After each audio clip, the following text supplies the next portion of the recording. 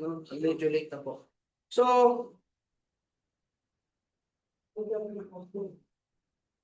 Nalalay ko. Dito. Abot-abot lang. so sa ating pong Bible study, mga kapatid, ano? Ayan. In our previous lesson, ito pong ating tatalakayin ay may kinalaman po o karugtong po, no, ng ating ginawang lesson last month, no, nung ako po ay tumayo sa inyong harapan, na may pamagat po na God's mercy, kung hindi po matatandaan. Yan po yung ating naging topic last month. Now, in our previous lesson, so binasa po natin, no, ibabasahin ko po muli yung aking highlighted passage, no, na binasa po dyan sa paksang yan na mababasa po natin sa Jeremiah chapter 9 verse 23 to 24 na pinaliliwanag natin na pinag-aralan natin na ang Diyos ay the God or the Lord who exercise kindness, justice, and righteousness on earth. Na ang Diyos ay may maawaing puso, no, sa sangkatauhan, na siya ay nagpapatawad din sa mga taong humihingi ng kapatawaran, nagsisisi sa kanilang mga kasalanan at nagbabalik loob sa Kanya. So pinakita natin na ang Diyos ay may nagsasapractice o nag-exercise siya ng loving kindness, mercy, no, sa sangkatauhan o sa ating mga sumasampalataya sa Kanya. So ganito po ang ating mababasa. So this is what the Lord says, "Let the wise boast of their wisdom, or the strong boast of their strength, or the rich boast of their riches." No? Sabi ng gano'n, huwag nawang magmapuri, no? Ang marurunong sa kanilang karunungan, huwag magmapuri ang malalakas sa kanilang lakas, huwag magpapuri ang mga mayayaman sa kanilang yaman. But let the one who boast about this. Ano po yun? That they have the understanding to know me. No? Yun po yung sinabi. Ano po? That I am the Lord who exercises kindness, justice, and righteousness on earth, for in this I delight, declares the Lord. No? Tinuro natin dyan sa paksa na yan na ang standard po, no, ng karakteristik nating mga tao, dapat nating ma-adapt na karakter ay yung karakter ng Diyos. No? Tinuruan tayo na to to obey the law.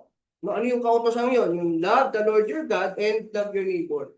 Nakita po natin dyan na ang pag-ibig pala sa Diyos at sa ating kapwa, yun ay karakter ng Diyos na gusto ng Diyos na magawa din natin o maisabuhay natin. No, na kung ang Diyos ay nag-exercise ng kindness, ng mercy, ng righteousness on earth, ganun din tayo. Yun po yung purpose kung bakit ipinag-utos sa atin na ibigin ng Diyos at ibigin ng ating kapwa. No, ito po yung dito na uuwi yung mga kautusan, sabi na sa Romans at doon sa Matthew na mismo ang Panginoong Diyos ang nagsabi. Opo. And to know God is to live in a way that reflects His own character, to practice justice toward the poor, to care for widows and orphans, and to show faithfulness, mercy, and loyalty towards one another. So the true knowledge of God is not merely knowing about Him, but living according to His heart and His ways. So yan po yung standard or character na gusto ng Diyos na ating isabuhay, no? Katulad ng karakter niya. Kaya tayo pinag-utos na umibig sa Kanya. Ngayon, in our lesson this morning, no? In our lesson today or this morning, masasagot natin yung katanungang, how does God do this? No? Paano ginagawa ng Diyos itong sinasabi niyang kindness, loving kindness, mercy, righteousness on earth? No? Paano ginagawa ng Diyos ang kanyang justice dito sa sanlibutan? Paano natin ito nararamdaman? No? Paano natin ito malalaman? And another question is, where is God in the moments when we think? No, we think in our perspective that life is unfair and there is no justice. No, sa palagay, minsan kasi sa buhay natin, inaakala natin no, na ang buhay ay unfair, that there is no justice. No, yun yung ating minsan perspective, ano? Nasaan kaya ang Diyos sa mga panahong ganito? No, sa inaakala natin na that life is unfair, that there is no justice, no, na magulo. Na kaya ang ating ibinigay na title sa lesson na ito ay yung pamagat na God, are you there?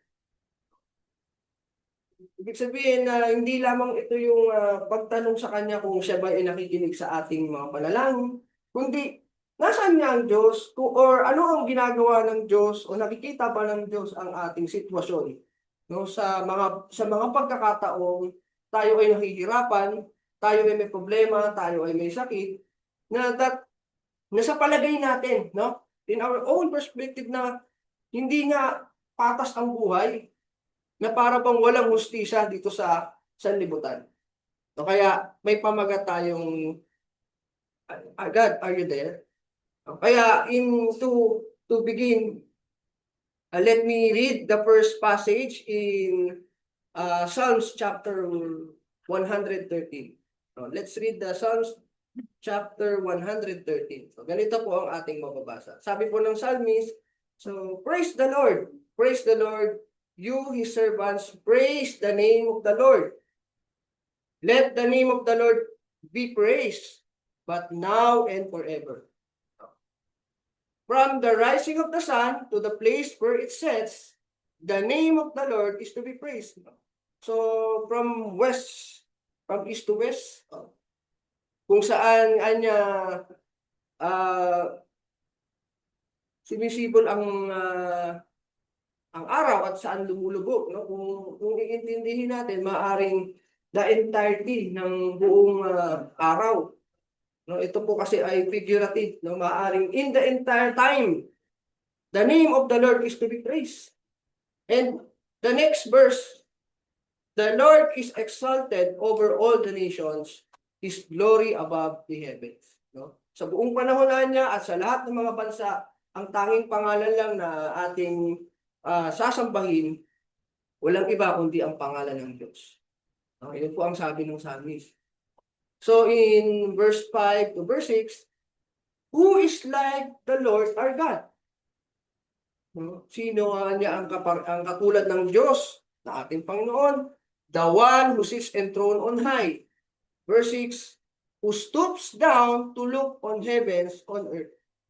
Nakita natin yung perspective ng psalmist na ganito niya binibigyang parangal o respeto ang Diyos na makapangyarihan. No? Pero anya, kahit na ang Diyos ay nakaupo doon sa kaitaasan, ang Diyos ay mayroong care or concern doon sa mga kanyang nilikha, no? Who stoops down to see what's happened on earth and on heaven.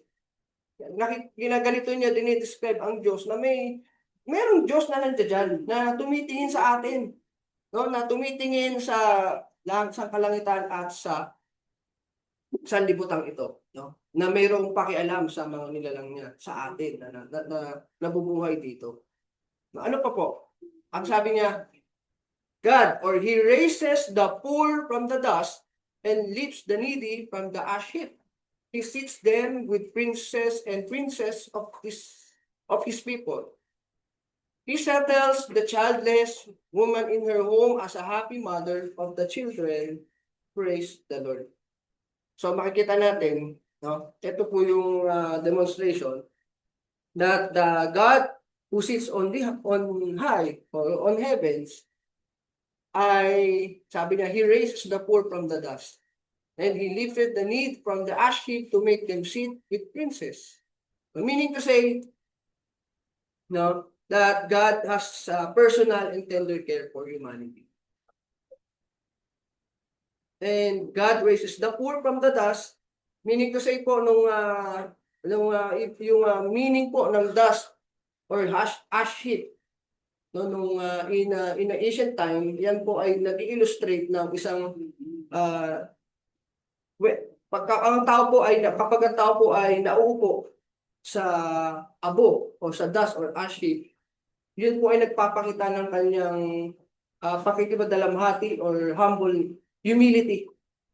Siya ay nasa state of humility or nagluluksa, no? In other words, ito pong mga taong binabanggit na ito po yung mga taong outcast, no? Sila po yung mga out of place or winawalang bahala na ng society o ng sanlibutan. Hindi na sila masyadong iniintindi ng mga tao. Pero ang Diyos sa kanila ay may pakialam at may malasakit sa kanilang sitwasyon. Kaya po dito illustrate the absolute desperation of society's most invisible, disregarded people. Ito po yung mga disregarded people. Ang sabi ng Diyos, they lifted them from the filth of seating them with royalty, giving them ultimate honor and security. So from lifting them from ash, sabi doon sa kasunod na verse, He seated them with princes and with princes of these people. Meaning to say, kapag ang tao po ito ay pinaupo niyang kasama, no, ng mga princes and the princesses of these people, meaning to say kayo po ay importante or binibigyang halaga ng Diyos. Mula po doon sa mababang kalalagayan ng tao, pinapalitan o itinataas ng Diyos yung mga mapagpakumbabang loob, no? Yung mga disregarded people. So, in the next verse, God settles the childless woman in her home as a happy mother of children. So in ancient Israel, woman's social status or identity or and economic security were almost entirely tied to her ability to bear a child. No? Noong ancient time po, kapag ang babae po ay walang kakayahang magbuntis or magdala ng bata sa kanyang sinapupunan, ang hatol po ng society sa kanya, yan ay parusa ng Diyos sa'yo. Maaari ikaw ay makasalanan kaya ka binigyan ng ganyang problema, ng ganyang issue o sa iyong sinapupunan. Pero sa panahon natin ngayon, ito po ay medical issue na lamang po, no, na hindi siya makapag-bear ng child sa kanyang sinapupunan. Pero ganito po tinatrato ng society yung mga babaeng hindi kayang magdala ng bata sa kanyang sinapupunan. That's why, in other words po, ang pinapatungkulan po ng psalmist, no, sa talatang ito ay yung mga disregarded people, mga outcasts, no? And God alters her reality, giving her the joy, security, and defining role of a woman. Marami pong example sa Biblia na binago ng Diyos ang kanilang pamumuhay, katulad po ni Sarah, no, na hindi kayang manganak, no, pero gumawa ng himala ang Diyos, no, kaya naipanganak niya ganun din naman si Elizabeth na ina po ni John the Baptist, no? So yun po yung mga example na kung paano binago ng Diyos ang buhay ng mga ganitong klaseng tao. Ganun din naman sa atin sa panahon natin ngayon. Hindi habang panahon na tayo po ay maghihirap sa sanlibutan ito. Ililigtas tayo ng Diyos at babaguhin ng Diyos ang ating buhay. So hindi ko naman po sinasabi na ultimately na kung ikaw ay nakakaranas ng paghihirap, ikaw ay hindi binibiyayaan ng Diyos. Kung wala sa iyo ang pabor ng Diyos. So mamaya, di-discuss natin yung tungkol dito. Pero sinasabi po ng psalmist dito na ang Diyos ay may pakialam, no, doon sa mga taong walang bahala na ng society. That's why binasa natin, no, yung sa Jeremiah chapter 9 verse 23, that let us boast about the understanding to know God, that sabi diyan, that I am the Lord who exercises kindness, justice, and righteousness on earth, for in this the Lord delights. So, That's why kaya mayroon tayong mga katanungan. No? Nagtatanong tayo sa Diyos sa tuwing tayo ay nakakaranas ng mga ganitong sufferings, problema. No? Na kung ang Diyos ba ay nakikinig sa ating mga panalangin, kung ang Diyos ba ay totoong tumitingin sa atin. No? So, God, are you listening? Where are you? And what kind of God are you? No? Asan ba ang Diyos sa panahong nahihirapan tayo? No? Ang Diyos ba ay talagang nandiyan para sa ating kapakanan? Nagiginig pa siya sa ating mga panalangin. Kaya the second passage or Bible verse na ating pong babasahin ay yung nasa Psalms chapter 73. No, na mababanggit din dito yung mga typical na problema po ng isang tao. Katulad po ng ating mga ni-raise na question kanina. So, in Psalms chapter 73, verse 1 and the following verses, ang mapapasa po natin ay ganito. Surely God is good to Israel, to those who are pure in heart. Sabi ang Diyos ay niya ay mabuti sa Israel at sa mga taong dalisay ang puso. Pure in heart. Which is napakaganda pong balita. Na ang Diyos ay mabuti sa mga to those who are pure in heart. Ang sabi ni Asaph, but as for me, my feet had almost slipped and had nearly lost my foothold. For I envy the arrogant when I saw the prosperity of the wicked. Una yung sinabi, ang Diyos ay mabuti sa mga taong pure in heart. Pero para sa akin, sabi niya, my feet had almost slipped and nearly lost my foot. Para siyang mabubuwal. And I envy the arrogant when I saw the prosperity of the wicked. Ako ay naninidugo. Para bang nagseselos ako doon sa mga taong masasama, na kung sino pa yung masasama, sila pa yung umuunlad sa buhay. Yung sinasabi na sila pa yung nagpa-prosper dito sa buhay na ito. They have no struggles. Their bodies are healthy and strong. No? Kung sino pa yung masasama, sila pa yung walang problema, sila pa yung mga healthy. At wala silang pinoproblema. Alam niyo po, ito po kasi si Asaph ay worshiper of God. Kaya sabi niya, ako'y alam niya sa sarili niya. He is a worshiper of God, but still he envy to the arrogant or to those wicked people na nakikita niyang umuunlad sa buhay kahit na sila ay masasama. They have no struggles. Their bodies are healthy and strong. Samantalang siya, no, yung kanyang nabubuhan na siya. No, para bang yung kanyang katawan ay nangihina. No? They are free from common human burdens. They are not plagued by human ills. So, yun yung akala niya, no, na para bang wala silang nararanasang sakit. No? Hindi sila tinatamaan ng ganitong problema. Pero ang masasama naman silang tao. Bakit ganun? Therefore, pride is their necklace. They clothe themselves with violence. So, ganito po yung karakter o pag-uugali. No? Dinidescribe niya yung mga wicked people. From their callous hearts comes iniquity. Their evil imaginations have no limit. No? Wala silang pagtitiis, wala silang limitasyon, wala silang pagtitimpi. They scoff and speak with malice, with arrogance they threaten oppression. Their mouth lay claim to heaven, and their tongues take possession of the earth. Napakamakapangyarihan ng mga tao ito, pero kaya nga meron siyang pagkainggit na nararamdaman. No, sa kabila ng kanilang pag-uugali na sila ay masasama, sila pa yung nagtatamasa, no, ng magagandang bagay dito sa sanlibutan. Yun yung sinasabi ni Asaph. Verse 10, therefore, their people turn to them and bring up waters in abundance. Ano sila yung nakikinabang lahat ng resources dito sa sanlibutan. They say, how would God know? Does the Most High know anything? Yun yung tanong. This is what the wicked are like. Always free of care, they go on amassing wealth.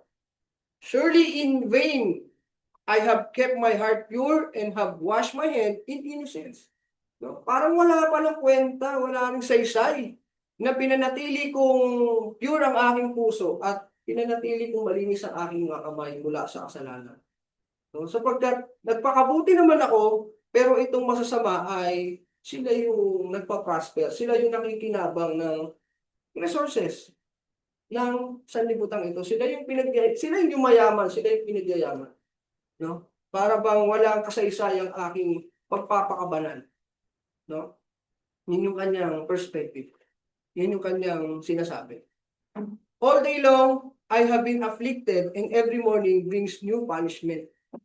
Araw-araw na lang ng kanyang buhay, meron siyang dinadaing na problema or sakit. No? Yun yung sinasabi niya, all day long I have been afflicted and every morning brings new punishment. Para bang may inihinda siyang sakit na tuwing araw-araw na lang kanyang nararamdaman, kanyang tinitiis. If I had spoken out like that, I would have betrayed your children. When I try to understand all of this, it troubles me deeply. No, kaya ang hirap intindihin, bakit ganun? Ako naman yung naglilingkod sa iyo, Panginoon, pinanatili kong malinis ang aking puso, inosente, walang bahid sa kasalanan, ngunit ako pa yung nakakaranas ng paghihirap. Tapos yung masasama, sila yung mayaman or nagpa-prosper sa buhay. Kaya, it troubled me deeply. It's very hard to understand. No, napakahirap intindihin ng ganitong sitwasyon. Kaya napupunta siya sa ganitong punto na nagtatanong na siya. Meron na siya mga question. Verse 17, ito po yung kanyang turning point. Yung kanyang realization or reflection. In verse 17, until I entered the sanctuary of God, then I understood their final destiny. Sa kabila po nung kanyang observation na yung masasama, sila yung nagpa-prosper, yung mayaman, no? Sa daigdig, dito sa sanlibutan, sabi niya, until I entered the sanctuary of God, I understood that their final destiny. Ano po yung kanilang kahantungan? Surely you place them on slippery ground, you cast them down to ruin. Sige, yung masasamang taong ito ay nakakaranas ng prosperity dito sa mundo, but alam ko, naiintindihan ko na kung saan sila hahantong. Hahantong sila sa kasiraan o sa pagkahatol ng Diyos. Yun yung realization or turning point ni Asaph.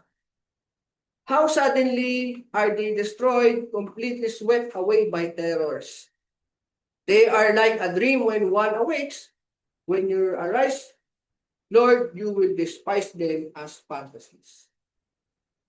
When my heart was grieved and my spirit embittered, I was senseless and ignorant. I was brute beast before you. Para kung binasa ko yan, para nga talagang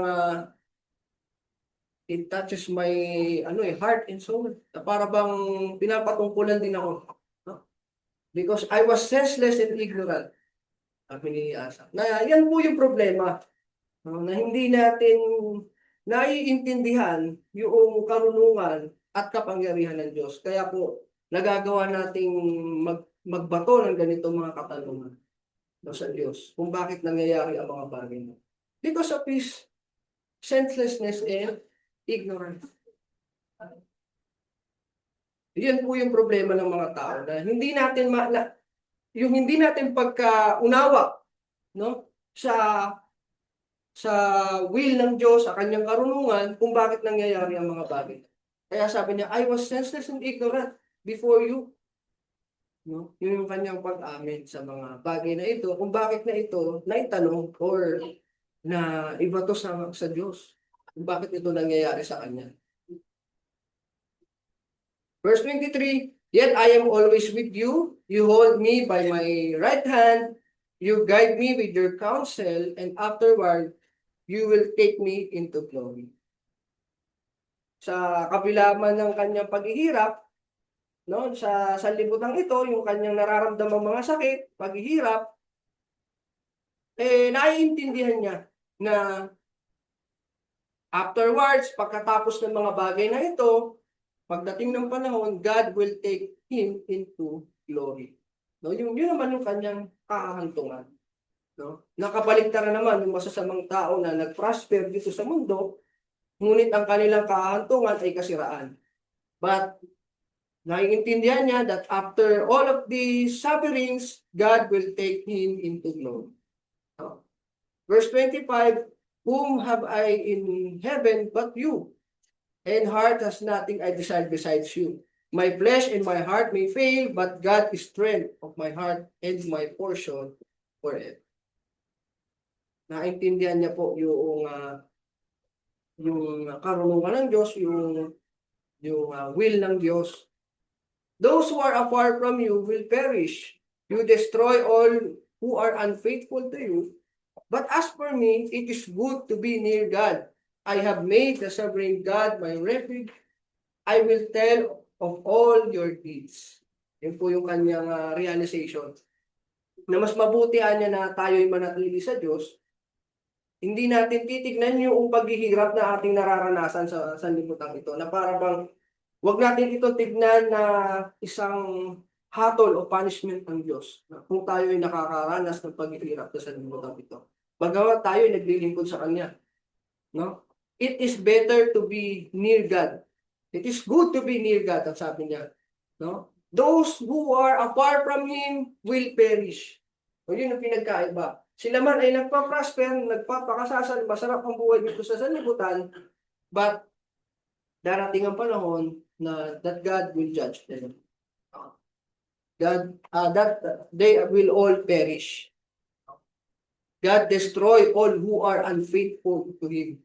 Yun yung pinagkaiba, yun yung sinasabi ni Asa. So, kaya naman, doon po sa sitwasyon naman ni Job, no? Kung tinala po natin si Job, kung tayo po ay pamilyar sa kanyang istorya, ito rin po yung sagot sa kanyang mga katanungan sa Diyos. No? Yung nabasa natin sa Psalms chapter 73. No? So, bigyan ko lamang po kayo ng maiksing context doon sa sitwasyon ni Job. No? Dito sa verse 8, no, sabi doon sa verse 8, kinausap siya ng kanyang kaibigan na si Bildad, no? Iginiit niya na makatarungan ng Diyos, no? Ipinahiwatig niya na kung tunay na matuwid si Job, ibabalik ng Diyos ang kanyang kasaganahan. So ang implikasyon po ng sitwasyon na sinasabi niya kay Job, kung naghihirap ka, maaaring may kasalanan ka. No? Kung ang istorya kasi ni Job, siya ay pinagyaman ng Diyos, no? Until dumating yung pagkakataon na nawala sa kanya lahat ng yaman na ito. Namatay yung kanyang mga anak, he lost his children, he lost his wealth, and he lost his health. Nagkasakit siya.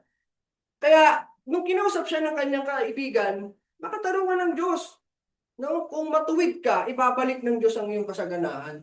Kaya mo nararanasan yan, baka meron kang kasalanan sa Diyos, maghumingi ka ng tawad. No? Yun ang sinasabi ng kanyang kaibigan. But, knowing himself, no? Alam ni Job yung kanyang sarili na siya'y nabuhay ng matuwid. No? Naging masunurin sa Diyos. So, pero bakit ito nangyayari sa kanya? So, sa verse 9, sa chapter 9 ng Job, sabi ni Job, kinikilala niya na tama ang sinabi ni Bildad na ang Diyos ay makatarungan. Oo, agree si Job doon na ang Diyos ay makatarungan. Ngunit, dinagdag niya ang mahalagang tanong na nababasa natin sa verse 2, na paano mapapatunayang matuwid ang isang tao sa harapan ng Diyos. Yun ang kanyang palagay. Alam ko namang matuwid ako, no, sa kanyang pagkakilala sa kanyang sarili, siya ay naging masunurin sa Diyos. Pero paano ko patutunayang matuwid ako sa Diyos kung nararanasan niya pa rin yung ganito mga paghihirap? So, na ang palagay niya, ang Diyos ay hahatulan pa rin. No? Paano mapapatunayan natin na matuwid tayo sa kanyang harapan. No? Yun yung kanyang sinabi. So, Job knows that even if he believes as he has done nothing deserving his suffering, no, alam niyang hindi niya deserve yung paghihirap niya sapagkat siya'y namuhay ng matuwid sa harapan ng Diyos. He cannot argue his case before God because God is infinite greater than a man. Ano nga naman ang laban mo para sabihin sa Diyos na mali ang kanyang hatol sa iyo? As Job thinks about his suffering, he becomes discouraged. Kasi nga nararanasan niya yung mga ganitong paghihirap sa kabila ng kanyang matuwid na pamumuhay. He feels that his life is passing quickly. He has no opportunity to defend himself. Even if he tried to prove his innocence, he believes God would still condemn. Still, nararanasan niya yung paghihirap. No? Paano niya patutunayang matuwid siya? Na Panginoon, hindi ko deserve yung paghihirap na to. Paano ko dedepensa yung sarili ko? Yun yung sinasabi ni Job sa talatang. So that is why Job concluded in verse 22, no, ang sabi niya, it is all the same. That is why I say he destroys both the blameless and the wicked. No, that na conclude niya. Na ang sabi niya na that God destroys both blameless and wicked. No, ang Diyos pala, sabi niya, no, based sa kanyang sitwasyon, na-observe niya sa kanyang paniniwala na ang Diyos ay humahatol, parehas niyang hinahatulan, no? Ang blameless, ibig sabihin yung mga mabubuti at yung masasama. Parehas lang pala kung magtrato ang Diyos. Kahit na ako ay mabuti, nakakaranas pa rin ako ng mga paghihirap. Dahil din sa kanyang nararanasan. Kaya, ang kanyang ibig sabihin, based on what he observed, disaster seems to happen to both righteous and wicked people alike. No? Ganito niya nakikita yung sitwasyon o yung kahatulan ng Diyos dahil sa kanyang nararanasan. In other words, the righteous get sick, the wicked get sick. No? Ganito yung ibig na sabihin na ganito yung sagot niya doon sa kanyang kaibigan. Oo, na ang Diyos ay makatarungan. Kung ikaw ay talagang o totoong matuwid, ibabalik sa iyo ng Diyos ang iyong kayamanan. Pero ito ang sabi niya. Now, in other words, the righteous get sick and the wicked get sick. No? Ang mabubutihan niya ay nagkakasakit at ang masasama ay nagkakasakit din. The righteous died, the wicked died. Totoo naman po, di ba? Whether you are good or bad, mamamatay ka rin, magkakasakit ka rin. Kahit ikaw ay mahirap o mayaman, mararanasan mo to. The natural disasters affect both. No, kaya nga po sa nung lindol na nangyari nga dyan sa Mindanao, wala naman pong pinipili yan eh. Hindi naman yan, hindi niya pipiliin na lilindulin niya lang yung masasama o lilindulin niya lang yung mabubuti. Kaya nga miski yung church doon sa General Santos ay sinira din ng lindol sapagkat hindi ito namimili. No? Mabuti man o masama ang nakatira dyan. Kaya nga po hindi natin kasama si Brother Darwin. Pinuntahan niya po yung kanyang mag-anak doon. No? So natural disasters affect both. Wars affects both. No, yung gera sa gitnang silangan. Lahat tayo naapektuhan sa pagtaas ng mga gasolina. No, walang pinipili. Disease affects both. No? Ang sakit nararanasan ng lahat.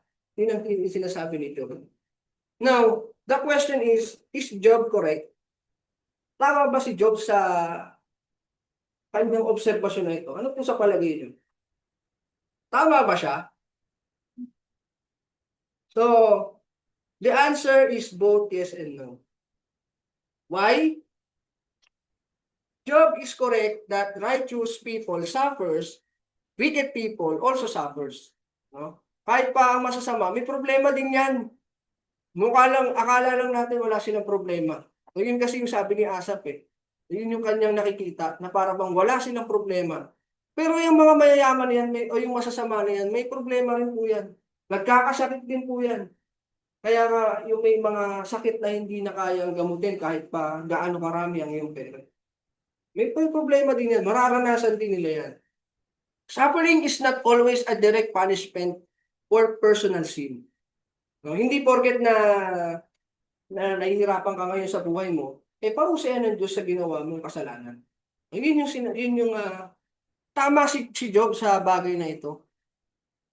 Kaya nga in Matthew chapter 5 verse 45, sabi ng Panginoong Jesucristo, that you may be children of your Father in heaven. He causes His sun to rise on the evil and the good, and He sends rain on the righteousness and unrighteousness. Ang Diyos, kung magpadalaan niya ng sikat ng araw, sunrise, parehas on both evil and good. And He also sent rains, both righteousness and unrighteousness. So, tama. And also, in Luke chapter 13 verse 1 to 5, sabi ng Panginoong Jesucristo, now there were some present at the time who told Jesus about the Galileans whose blood Pilate had mixed with their sacrifices. Verse 2, Jesus answers, do you think that these Galileans were worse sinners than all the other Galileans because they suffered this way? I tell you, no. But unless you repent, you will all perish. Or those 18 who died when the tower in Shiloh fell on them. Do you think that they are more guilty than all others living in Jerusalem? I tell you, no. But unless you repent, you too will all perish. So may dalawang sitwasyon o trahedyang binabanggit ng Panginoon dito. Una, yung mga pinatay ni Pilato.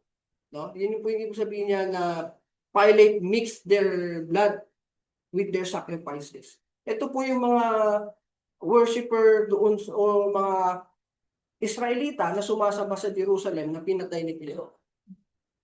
So, kalunos-lunos yung mga naranasan ng mga bagay ng mga taong ito. At doon sa 18 people na nabagsakan nung tower sa Shiloh. So, sinasabi ng Panginoon na kalunos-lunos yung dinanas ng mga tao ito, yung kanilang kamatayan. Pero hindi ibig sabihin na ganito yung nangyaring trahedya sa kanila ay they are more sinner than all of you. Hindi ibig sabihin na naranasan nila itong kamatayan na ito ay mas makasalanan sila sa inyo o sino mang taong nandirito. Yun ang sinasabi ng Panginoon. Unless you repent. Hindi sinasabi ng Panginoon dito na pag nag-repent ka, kapag ikaw ay nagsisi sa iyong mga kasalanan, ikaw ay hindi na papatayin ni Pilato. Ikaw ay hindi na mababagsakan ng tower. Hindi yun ang sinasabi ng Panginoon. Ang sinasabi ng Panginoon, mangyari man sa iyo ang kamatayan, pagkatapos na ikaw ay magsisi sa iyong mga kasalanan, ililigtas ng Diyos ang iyong kanan. Maaaring maging kalunos-lunos ang iyong kamatayan, pero kung ikaw ay nagsisi sa iyong kasalanan, ay hindi ka pababayaan. So, ililigtas ka. So, hindi dito binabase yung punishment ng Diyos sa atin, ang bawat isa sa atin. So, unless you repent, you too will all perish. No? Kung ikaw naman ay namatay, no, ng dahan-dahan, hindi kalunos-lunos ang iyong kamatayan, pero ikaw ay hindi nagsisi sa iyong mga kasalanan, baliwala rin. You will perish. Ikaw ay hahapulan ng Diyos. Yun ang sinasabi po ng ating Panginoon. So, why was Job also not correct? Because Job's statements reflects his anguish rather than God's actual character. Speaking from his pain and limited understanding, he concluded that God judges the righteous and wicked in exact the same way. So, hindi po ganun. Because God only punishes the wicked. Sumobra naman siya doon sa kanyang inaakala. Kasi, maiintindihan natin na naranasan niya yung ganitong paghihirap. Kaya, nasabi niya yung mga bagay na ito. He speak out of his anguish, no? For having a limited understanding. Na-conclude niya that God judges the righteous and the wicked in exact the same way. But in reality, God only punishes the wicked.